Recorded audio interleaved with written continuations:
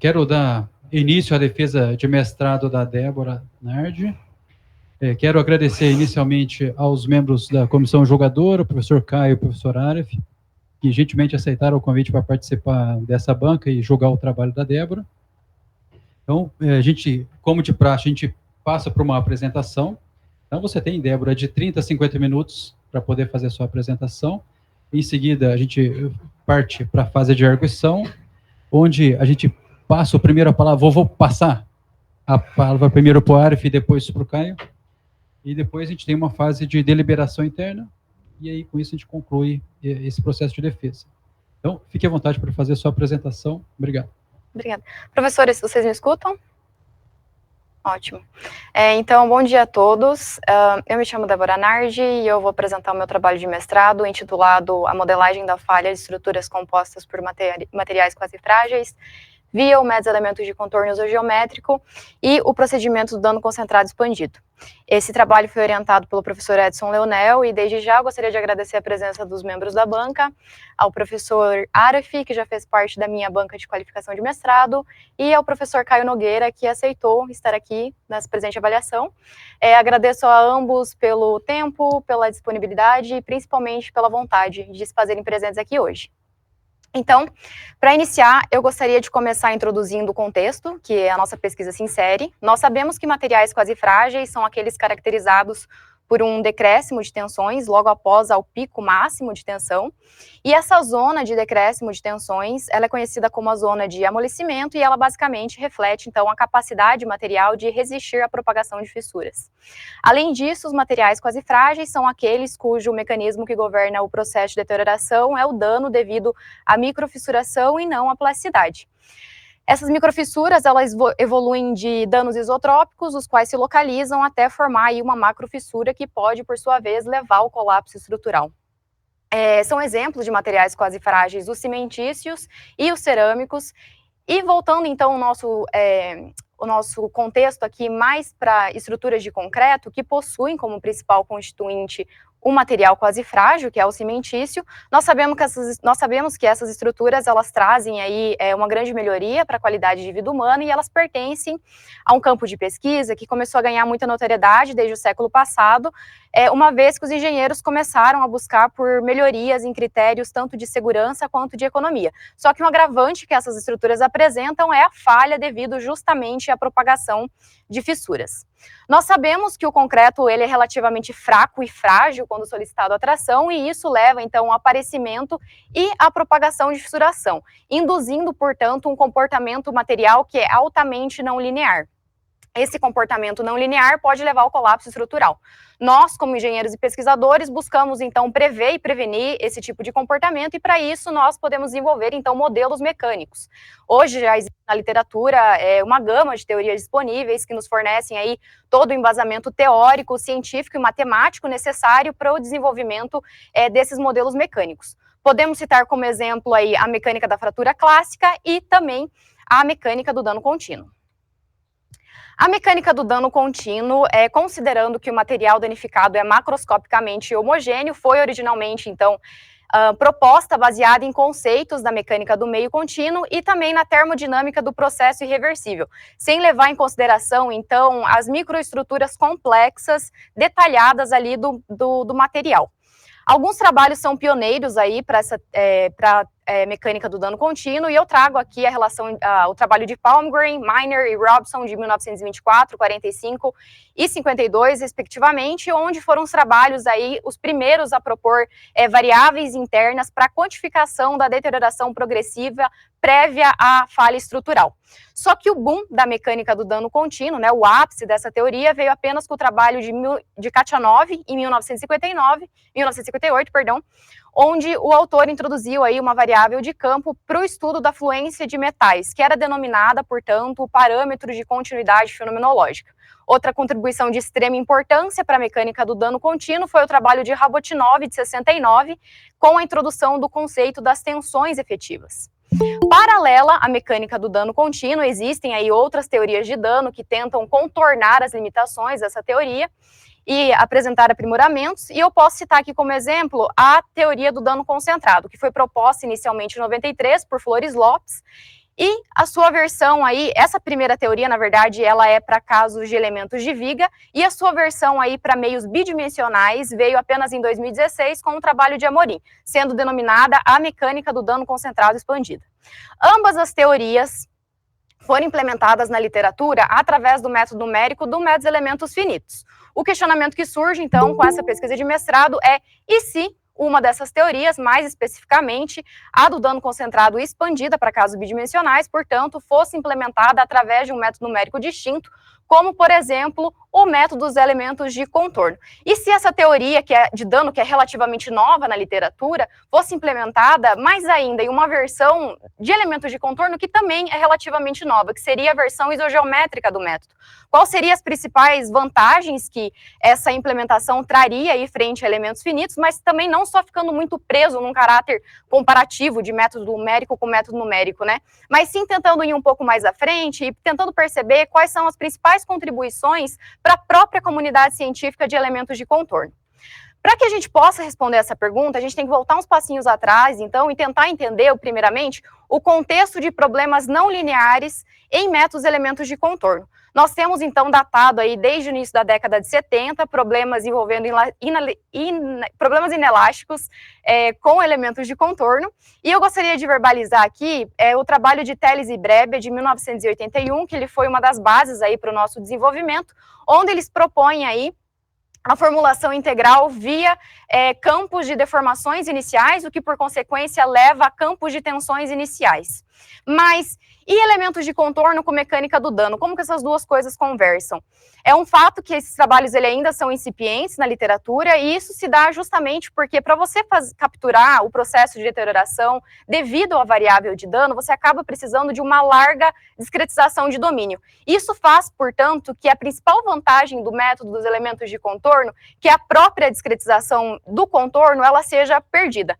Então, tendo em vista, sabendo dessa limitação, nós propomos o seguinte trabalho de mestrado, que é a implementação da teoria do dano concentrado expandida através do método de elementos de contorno isogeométrico para obter a representação do comportamento mecânico de materiais quase frágeis, como, por exemplo, do concreto. Buscamos, mais especificamente, então, desenvolver uma formulação baseada na teoria do dano concentrado expandida, acoplada no contorno isogeométrico, para desenvolver um algoritmo preditor-corretor para a solução do nosso sistema não linear algébrico. Para isso, nós precisamos também da implementação de células quadrilaterais, que nos permitem capturar aí de forma correta o efeito não linear acontecendo através do procedimento de tensões iniciais, e então buscamos obter resultados que nos permitam avaliação do comportamento mecânico de exemplos selecionados da literatura, para fazer então uma análise comparativa, avaliando o potencial da formulação implementada, contrastando com as respostas tanto numéricas quanto experimentais que nós temos aí na literatura. Pois bem, falando um pouquinho agora sobre o que seria a mecânica do dano concentrado. Aqui, nós vamos partir, então, das relações para o caso de elemento de viga. Eu só gostaria de enfatizar que não é, de fato, esse elemento que a gente trabalha nessa pesquisa de mestrado, uma vez que nós estamos trabalhando com o meio bidimensional, que seria a sua versão expandida que vem para frente. Mas eu acho necessário a gente partir da origem dela, só para tentar entender que ela sim possui conceitos básicos aí fundado na mecânica da fratura clássica, na própria teoria de dano, e ela considera então a deterioração material através da variável interna de dano, que fica acoplada em rótulas plásticas. Essas rótulas são rótulas inelásticas, e aqui o fenômeno da localização, portanto, ele está acoplado em uma espessura muito pequena do elemento, quando comparado com o restante do elemento, enquanto esse restante do elemento acaba permanecendo elástico. A teoria de dano, então, basicamente, ela segue um critério de energia, enquanto essa taxa de liberação de energia Y, ela for menor que o valor de resistência à fissuração, que nós temos aqui, não há dano evoluindo na estrutura, porém, a partir do momento que esse valor de taxa de liberação de energia, ele tende a ultrapassar a resistência à fissuração, o que nós fazemos numericamente é basicamente igualar esses valores, e o preço que se paga por isso nada mais é do que o desenvolvimento da variável de dano, onde ela pode assumir aí valores entre 0 e 1, onde 1 indicaria, portanto, um estado completamente danificado da estrutura. O fenômeno da localização, ele é um efeito durante o processo de colapso estrutural, e como eu mencionei, a teoria de dano, ela contorna esse problema, Isso se dá basicamente através da troca da variável cinemática, eu vou explicar um pouco mais à frente, mas só para a gente entender esse problema de uma maneira um pouco mais clara, a gente pode definir ele através de dois pontos de vista distintos, ou experimentalmente, ou se não matematicamente. Experimentalmente, o que se observa, então, é a formação de bandas de cisalhamento com descontinuidade em deformações, e matematicamente o que se tem é a perca da elipticidade das equações diferenciais, levando, portanto, a um problema que é mal posto e numericamente com dependência de malha. Como a gente pode perceber aqui, então, o problema ele não apresenta solução única. Na teoria do dano concentrado expandido, os autores proporam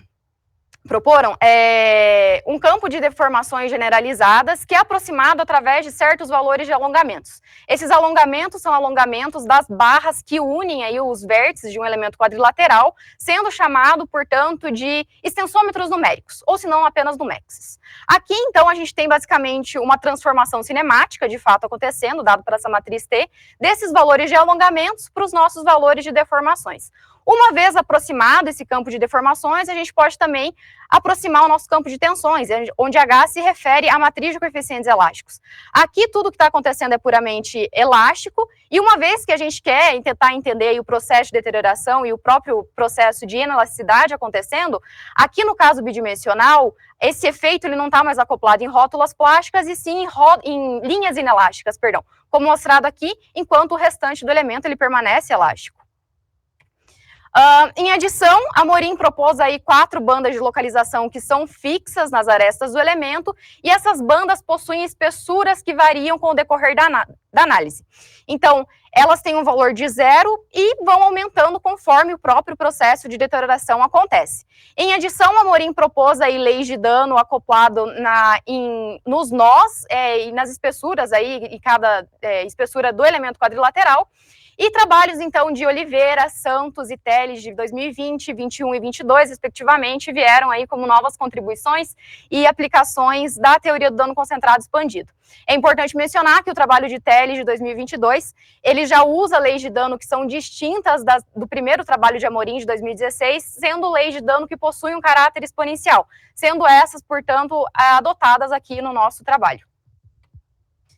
Bom, saindo agora dessa ideia geral do que é o dano concentrado e entrando no método numérico, que é o coração aqui dessa pesquisa, que é o método dos elementos de contorno, nós sabemos que esse método ele é o método mais comum e amplamente utilizado para a solução de equações integrais.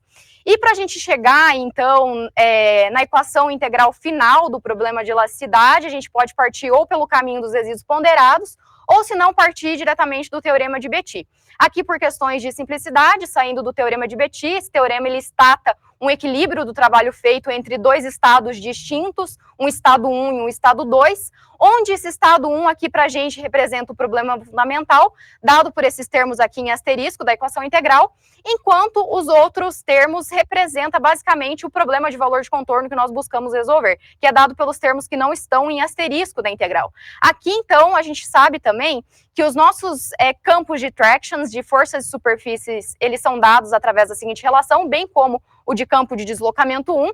A gente substitui isso no teorema de Betti, faz integrações por partes, aplica lei de Hooke, faz todas as manipulações matemáticas necessárias, e nós chegamos na bem conhecida identidade Somigliana, que nos permite aí conhecer os deslocamentos de pontos internos ao domínio. Esse ponto a gente denomina ele de ponto-fonte, e para resolver o problema de valor de contorno em si, o que a gente precisa fazer é levar esse ponto para o contorno. Matematicamente, isso é feito através de uma análise limite, e o preço que se paga por isso nada mais é do que o aparecimento de um termo extra na equação integral final, que é denominado de termo livre. Vale lembrar também que esses núcleos aqui de forças de superfície e deslocamentos, eles são impróprios, eles apresentam singularidade, então a gente ainda tem que fazer um tratamento desses núcleos para poder ir para a discretização numérica em si, e a gente faz isso através da técnica de subtração de singularidade.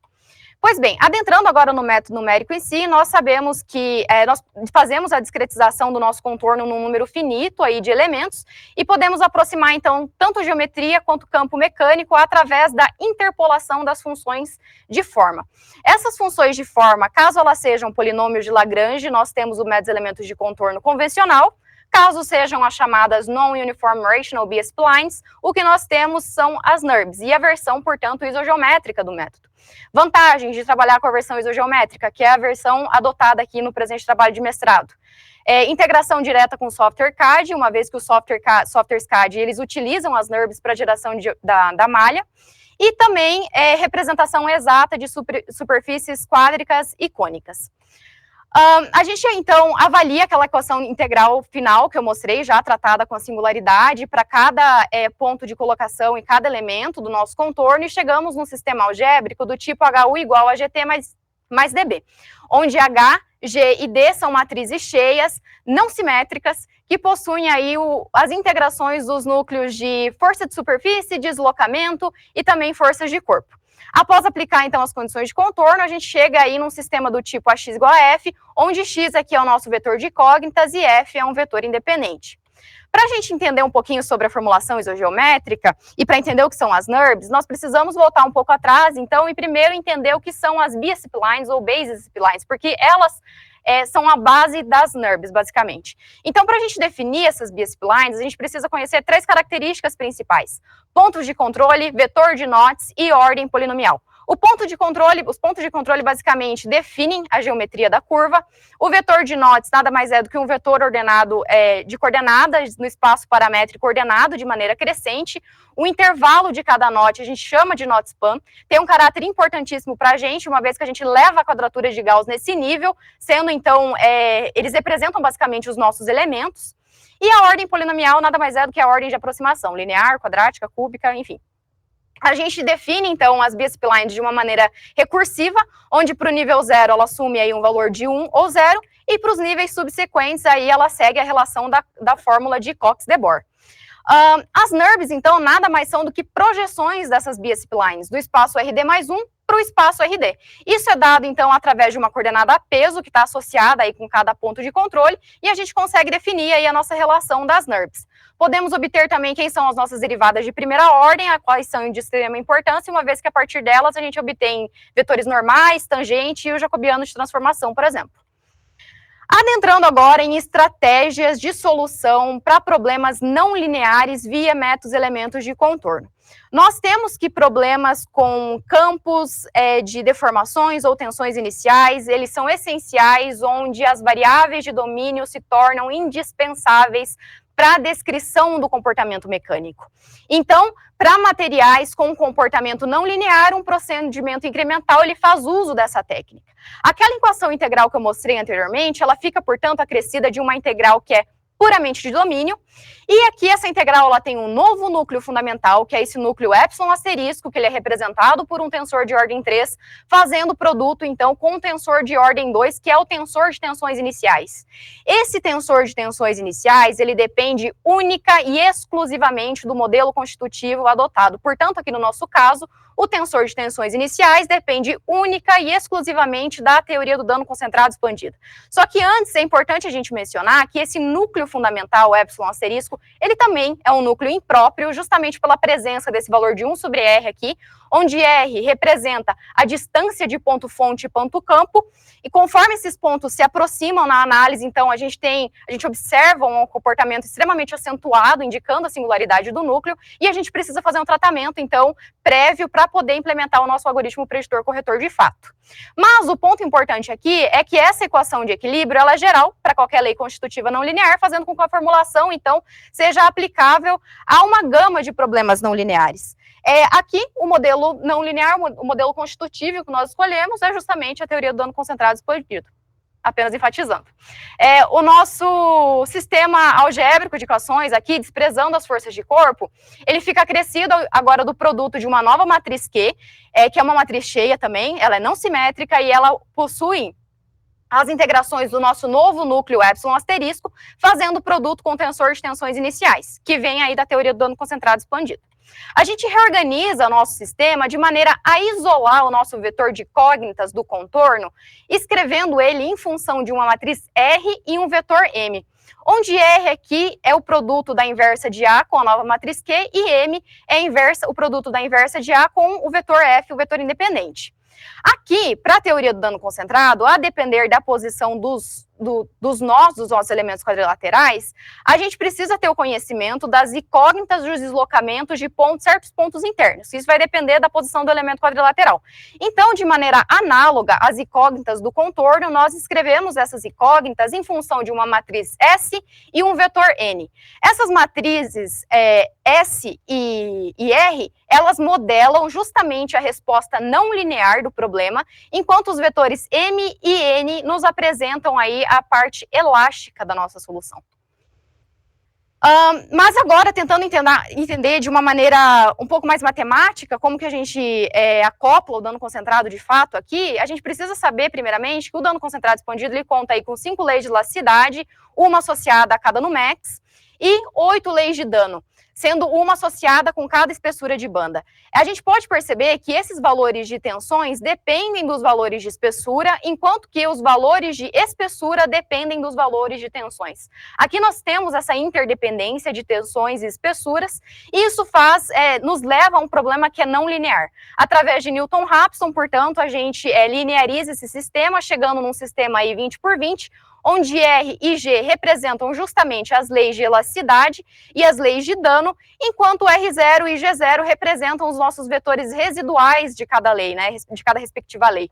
E aqui, esse incremento de tensões e incremento de espessuras de banda são representados aqui por esse delta sigma e o delta deltinha, e vale lembrar, então, que isso aqui representa a nossa solução local. A gente pega, então, uma vez convergida essa solução local aqui, esse delta sigma, associa ele a esse valor de sigma zero, que ele vai passar a ser um delta sigma zero, uma vez que a gente está num procedimento incremental, e a gente procura, então, a convergência global. Mas é basicamente aqui que entra, então, que as duas coisas começam a conversar. E isso acho que vai ficar um pouquinho mais claro quando eu apresentar o algoritmo preditor-corretor. Só voltando um pouco atrás também, essa integral que eu falei, ela é puramente de domínio. A maneira que a gente aproxima ela numericamente é através de um somatório sob unidades discretizadas. Essas unidades discretizadas, na comunidade científica de elementos de contorno, são chamadas de células. Eu trago alguns trabalhos aqui que adotam as células para estudar problemas com plasticidade e dano também. E então essas células são definidas através de funções de forma no espaço bivariado, e a gente faz a interpolação, então, dessas funções de forma no espaço bivariado, justamente para aproximar a geometria das nossas células. Nessa figura, eu acho que fica um pouquinho mais claro de maneira ilustrativa, onde os Numex se inserem, aí eles vão no nosso nível das células, e, consequentemente, o processo não linear, o processo de deterioração em si é capturado no nível das células, justamente pela abertura dessas espessuras, como mostrado aqui nessa figura. Como eu tinha mencionado, o nosso núcleo epsilon asterisco, ele é singular, ele pode apresentar dois tipos de singularidade, ele pode ser quase singular ou fracamente singular, isso vai depender da posição do ponto de colocação. Se o ponto de colocação está na célula, a gente tem um caso que é fracamente singular, se o ponto de colocação não está na célula, a gente tem um caso quase singular. Aqui, então, na literatura, tem-se que para a eliminação dessa singularidade, a técnica de transformação de variável basta. Além disso, nós fizemos também a subalimentação do espaço paramétrico, então, basicamente, o que nós fazemos é escrever as coordenadas do espaço paramétrico em coordenadas polares, e depois de feito aí todo o procedimento matemático necessário, aqui já tratando a integral de forma numérica, o interessante é que surge um valor de ρ. Esse ρ é um jacobiano de transformação, só que o legal é que ele cresce na mesma intensidade que esse valor de R. Então, como a gente tem um valor crescendo no denominador e outro crescendo no numerador, esses valores se anulam e, portanto, a singularidade é de fato eliminada. A gente consegue ver aqui, então, o núcleo para um caso de um ponto de colocação situado bem na quina da célula. Antes do tratamento, a gente pode perceber esse comportamento extremamente acentuado aqui para o plot para um ponto de colocação. E pós, então, o tratamento, a gente tem o núcleo bem mais suavizado. Aqui achei interessante trazer também para um caso de um ponto de colocação que está afastado um pouco da quina da célula. A gente também percebe, antes do tratamento, esse núcleo explodindo. Então, a gente tem aqui, depois do tratamento, ele bem mais suave. E só o interessante aqui é que a gente consegue ver perfeitamente a subalimentação do espaço paramétrico acontecendo, nessa figura C.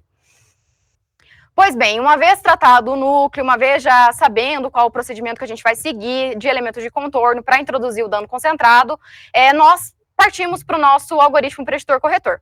O primeiro passo, então, é montar as matrizes que são provenientes dos elementos de contorno propriamente dita. Segundo, a gente chama uma subrotina que permite identificar a posição dos nós das células. Isso é importante porque o nó da célula ele pode estar ou interno ao domínio ou no contorno. E se está no contorno, pode estar na quina do contorno ou afastado da quina do contorno. E isso, então, faz com que a gente posicione corretamente esses valores aqui do vetor ΔX, de incógnitas do contorno, e ΔU, de deslocamentos internos ao domínio. Partimos, então, para o procedimento incremental. Aqui a gente está na etapa de predição elástica. Nós chamamos aí para cada célula a rotina que calcula os numexes. Como estamos na etapa de predição elástica, a gente assume que esses valores de alongamento devido ao dano são zero. A gente faz o cálculo, então, do delta, né, dos valores dos numexes. A gente leva, então, isso para o campo de deformações e levamos também para o campo de tensões de uma maneira incremental. Verificamos se o critério de dano, a lei de dano, está sendo respeitada ou não. Caso esse critério seja violado, nós chamamos a nossa subrotina de correção, que é dada basicamente por aquele sistema 20x20 que eu mostrei anteriormente, e uma vez convergido localmente ali, sendo atendido o critério de dano, da lei de dano, nós fazemos a relação desse incremento de tensões com o nosso delta sigma zero. A gente reaplica isso no corpo de forma global, vemos aí os valores incrementais, chamamos mais uma vez a nossa lei de elasticidade do dano concentrado expandida e verificamos a convergência global. Aqui a nossa convergência global é dada por um critério que é adimensional, enquanto a convergência global não é atingida, a nossa subrotina de correção fica sendo chamada. A partir do momento que o critério global é atendido, a gente pode ir para um novo valor de incremento. Aqui a gente trabalha com incremento em deslocamentos, só para relembrar. Adentrando agora os nossos resultados e discussões do presente trabalho. Primeiramente, eu abordo aqui dois exemplos que são puramente elásticos, uma vez que a gente, além da formulação implementada no código, da formulação isogeométrica implementada no código Fortran, nós também implementamos algumas técnicas extras que permitiam com que a gente analisasse problemas um pouco mais complexos. Por exemplo, a técnica de refinamento H, para que a gente conseguisse avaliar de uma melhor forma tanto campo quanto geometria, inserindo novos valores de Notch, sem alterar a ordem polinomial das NURBS. A gente também tinha a técnica do vetor de Galerkin para aproximação das forças de domínio, e também a técnica de sub-regiões que nos permitiam analisar problemas não homogêneos. O primeiro exemplo linear, então, se refere, ele é inspirado no trecho K da barragem de Itaipu, a barragem real, e a gente tem aqui para nossa discretização de contorno isogeométrico 18 NURBS lineares, totalizando 510 pontos de controle. Para fins comparativos, nós fizemos o mesmo exemplo aí no software de elementos finitos ANSYS e utilizamos 571 elementos, totalizando 1.842 nós. Essa estrutura, então, está submetida à ação do peso próprio, dado aí esses materiais de transição, enrocamento e um núcleo argiloso, e além disso também ela está submetida a uma pressão hidrostática, que é essa força da água aqui atuando justamente nessa parede de enrocamento. Aqui, então, a gente tem um plot da deformada da estrutura em uma escala exagerada. A gente pode perceber que tanto a nossa formulação implementada quanto o ANSYS fornecem respostas extremamente similares. E fizemos também a avaliação desse caminho aqui de pontos internos, a linha, para estudar, então, o campo de tensões e deformações principais. Podemos perceber também aqui uma ótima concordância entre ambos os métodos numéricos. O segundo exemplo puramente linear que nós utilizamos, que nós fizemos, foi uma estrutura de um túnel de concreto situado aí a 30 metros abaixo da superfície do solo, sendo que essa superfície ela está sendo solicitada por um carregamento uniformemente distribuído. E aqui, para análise isogeométrica, portanto, nós utilizamos 15 NURBS, sendo duas delas quadráticas, totalizando 237 pontos de controle. Já infinitos, precisamos de mais de 8.000 elementos e mais de 26.000 nós. Escolhemos também aqui um caminho de pontos internos para avaliar o campo de deslocamentos, tanto em X quanto em Y, e aqui, mais uma vez, a deformada da estrutura em uma escala exagerada. Percebemos que, independente do método numérico utilizado, a gente chega aí em valores, em respostas muito próximas. Adentrando agora nos problemas não lineares, que são de maior interesse, uma vez validado o nosso código isogeométrico com as técnicas extras, a gente parte de um exemplo relativamente simples. Aqui, o nosso principal objetivo era verificar se o nosso preditor corretor dava respostas similares àquela implementada através dos elementos finitos da metodologia dada por Teles em 2022. Então, a gente parte aqui de uma estrutura quadrada. A gente estuda aí 8 conjuntos de oito malhas, na verdade, dividido em 2 conjuntos, onde no conjunto A, o que diferencia esses conjuntos é justamente a aplicação das condições de contorno. No conjunto A, a gente tem essa lateral esquerda completamente fixa, e aqui no conjunto B, o único ponto fixo é o ponto mais abaixo da estrutura, enquanto o restante está livre para deslocar verticalmente. Esses são os parâmetros materiais adotados. Além disso, a gente estudou a influência de Poisson, partimos aí de Poisson 0 e depois vimos como o algoritmo se comportava quando esse Poisson era diferente de 0. E a gente estudou também aqui a evolução das malhas das células em si. A gente saiu, então, de uma célula e fomos dobrando para 2, 4 e 16 células. Vale mencionar que esse é o único exemplo que a gente discretiza completamente a estrutura com células, todo o domínio.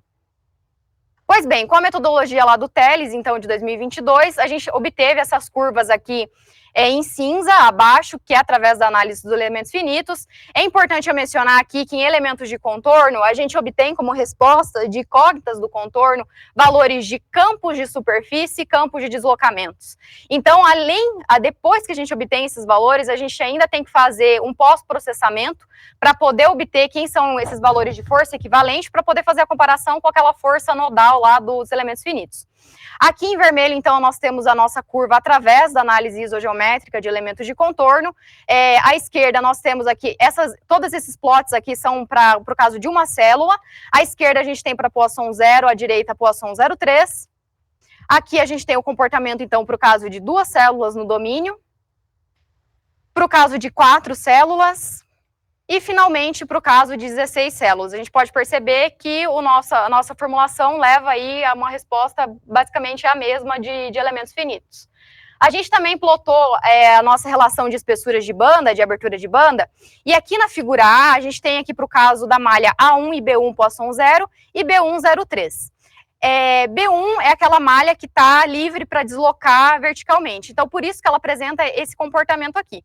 Esse plot aqui talvez ele não tenha sido o plot mais feliz, mas é que, basicamente, as aberturas, elas acontecem só nos valores, nas proximidades do nole da célula mesmo, seria aqui, nessas regiões. Então, a gente tem uma abertura constante no valor de 0,49, e a gente pode perceber que o dano se concentra a partir do momento que a gente considera, então, uma malha que tem aqui toda a lateral fixa, e o Poisson sendo diferente de 0. Então, esses valores de banda estão acontecendo aqui nessa lateral, atingindo um valor máximo aí de 0,99. O mesmo comportamento acontece para o caso de 2 células, aqui para o caso de 4 e 16 células. Então, no segundo exemplo, nós já partimos aqui para o caso do L-shape. O nosso L-shape está sendo, então, submetido a um campo de deslocamentos aplicado aí na quina do elemento, a 30 milímetros da quina desse elemento. Para o contorno, utilizamos 13 NURBS lineares e 213 pontos de controle. Utilizamos os mesmos parâmetros que o Teles, em 2022, utilizou, e aqui já não era mais computacionalmente viável fazer a discretização do domínio completa. Então, a gente partiu aí da discretização do caminho onde a gente já esperava que a falha fosse propagar, uma vez que nós tínhamos resultados tanto numéricos quanto experimentais na literatura. Então, a gente sabia que seria essa região aqui que a fissura tenderia a abrir. A gente estudou, então, um conjunto de 10 malhas. Aqui a gente partiu num conjunto daqui da linha de cima, considerando 2 linhas de células, saindo de 10, indo para 16, 20, 25 e 32 células. E depois, então, a gente estudou a influência de retirar uma dessas linhas de célula, partindo aí de 10 e indo até 32 células. A gente queria estudar também um número ótimo, um estudo de convergência das células em si, para ver qual número seria o ideal para fornecer a resposta do comportamento mecânico correta. Aqui, então, nós temos o plot da nossa relação força-deslocamento. A gente percebe que conforme nós aumentamos o número de células, a gente tende aí a resposta experimental, onde a resposta experimental aqui está dada por essa linha tracejada. E também podemos perceber que, independente se a gente utiliza 2 linhas de célula ou 1 linha de célula, as respostas são basicamente as mesmas. Isso fica muito claro quando a gente olha aqui justamente a abertura de bandas acontecendo. Aqui nós não temos um processo de deterioração acontecendo nessa banda extra, e é justamente por isso que ela não afeta a resposta à força de deslocamento. A maior concentração de abertura, de propagação, está situada justamente aqui nessa quina do elemento, atingindo o valor máximo de 0,51 de abertura, estando esse valor também de acordo com o trabalho de Teles. O nosso terceiro exemplo se refere a uma flexão em 3 pontos. Nós pegamos a flexão em 3 pontos do trabalho do Salé, de 97. Ele possui uma resposta numérica. Aqui a gente calculou esse valor de Q, que é um parâmetro, eu não mencionei anteriormente, mas que é um parâmetro da teoria do dano. Ele nada mais é do que a razão entre a resistência, a tração e a energia de fratura. O autor nos fornecia esses valores, a gente fez o cálculo do Q. Aqui vale lembrar que para análise de elementos de contorno, a gente precisa também determinar o valor das espessuras aqui desses elementos para aplicação das condições de contorno, e também o autor não fornecia qual era esse valor horizontal aqui do entalhe, né? Essa estrutura ela contém um entalhe, e então a gente definiu esses valores através da calibração do trecho elástico da estrutura, chegando aí num valor ótimo de A igual a 40 milímetros e B de 8 milímetros. Utilizamos, então, 12 NURBS lineares para a discretização do contorno e partimos, então, mais uma vez, o caminho de falha era conhecido a priori. Nós colocamos, então, 2 linhas de células, saindo de 40, indo para 80, 120 e 200 células, finalmente. Aqui, então, a gente tem as nossas respostas. Podemos observar que, a partir de 160 células, o algoritmo tende a dar sempre a mesma resposta. A curva mais acima é justamente a curva do Salé. E eu trouxe aqui uma curva extra, que é a curva do Andrade, de 2017, porque é importante mencionar que o Salé trata esse problema através de uma lei coesiva linear, enquanto que a curva do Andrade, aqui temos uma lei coesiva exponencial. Então, é muito mais natural que a nossa resposta tenha um comportamento mais similar com a curva do Andrade do que a do próprio Salé, uma vez que a nossa função de dano também é uma função exponencial. Aqui a gente consegue ver, uma vez que a malha ela não é simétrica, a gente consegue ver essa abertura de bandas acontecendo justamente nesse lado, que é o lado onde a estrutura ela tem ali a possibilidade de deslocar horizontalmente, atingindo um valor máximo de 0,15 aqui justamente na quina do entalhe e diminuindo de maneira gradual até o ponto de aplicação dos deslocamentos. E resolvi também trazer aqui a relação de perda de resistência conforme acontece a abertura de espessuras. Isso daqui é um plot de tensões na direção 1, justamente para a célula mais solicitada que está localizada aqui na quina desse entalhe. Trago aqui um exemplo extra. Esse exemplo ele não está presente no texto que eu entreguei para a banca, uma vez que a gente desenvolveu ele depois. E aqui, a nossa principal curiosidade era tentar explorar a vantagem de estar trabalhando com uma formulação isogeométrica de contorno. Porque aqui a gente consegue descrever de maneira exata essa superfície curva. Então, a gente escolheu aí o Semicircular Bending Test. Ele é um teste amplamente utilizado para avaliação do comportamento de fissuras de asfalto de concreto. E a gente escolheu aqui o trabalho de Lu e colaboradores, uma vez que eles traziam aí vários resultados experimentais e também numéricos através do método dos elementos discretos. Aqui utilizamos, portanto, 12 NURBS, onde 2 delas são quadráticas, justamente nessa região curva aqui do teste. Também fizemos a calibração aqui dessa espessura, do comprimento desses elementos, chegando num valor ótimo de 8 milímetros. Aqui, diferentemente do Salé, o autor falava para a gente o valor desse entalhe, que era de 2 milímetros. E o interessante também é que ele estudava a influência do comprimento do entalhe. Então, a gente tinha resposta tanto numérica e experimental para entalhes desse valor ser aqui de 5, 10, 15 e 20 milímetros. Para o nosso modelo de dano concentrado expandido com elementos de contorno isogeométrico, nós utilizamos aqui esses parâmetros materiais. Vale lembrar aqui que esse valor de Q ele foi aproximado, a curva foi ajustada, e de maneira a obter esse valor de Q, uma vez que nós não tínhamos o valor exato de energia fratura. Isso foi feito de acordo com a metodologia de Teles também, de 2022. E aqui nós precisamos num total de 8 linhas de célula, totalizando 640 células. Nós temos aqui o plot, então, essa figura ficou desregulada, desculpa, não tinha percebido, enfim. Mas aqui a gente tem o plot da relação força-deslocamento para um entalhe de 5, 10, 15 e 20 milímetros. Aqui, os autores, eles ensaiaram 168 corpos de prova. Eles escolheram, então, de forma aleatória, 3 ensaios experimentais, que são essas curvas dado em preto aqui, para plotar a relação, e também eles fizeram 5 análises numéricas através do método de elementos discretos. Essas análises são diferentes entre si, uma vez que eles consideram a aleatoriedade da disposição das partículas de cada teste, e aqui a gente tem em vermelho, então, a nossa curva através da nossa formulação. A gente pode perceber um excelente ajuste, estando mais discrepante apenas aqui para o caso de 20 milímetros, mas as próprias simulações numéricas aí dos autores são um pouco discrepantes com relação aos ensaios experimentais. Trago também aqui a nossa relação de abertura de banda, uma vez aqui que a nossa malha ela é simétrica, ela está livre para deslocar dos dois lados de forma horizontal.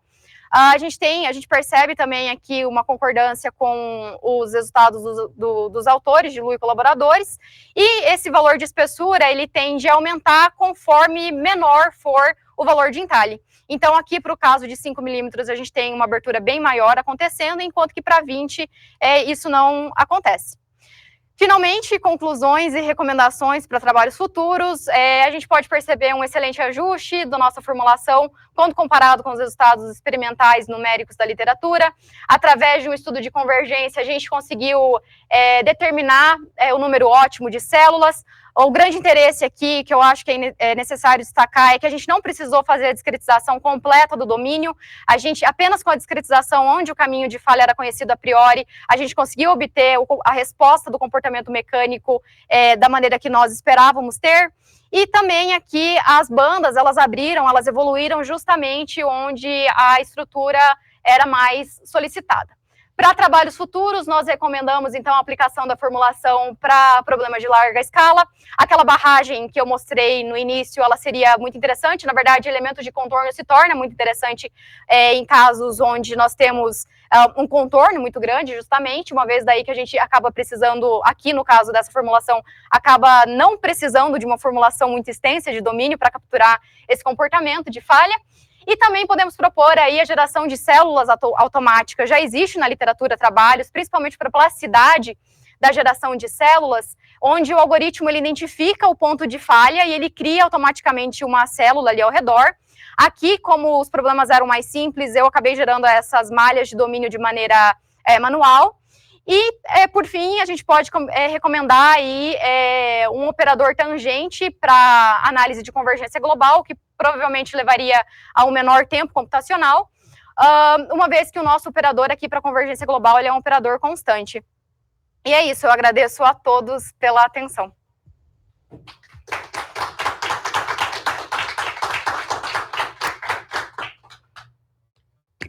Muito obrigado, Débora, pela sua apresentação. A gente passa agora para a fase de arguição.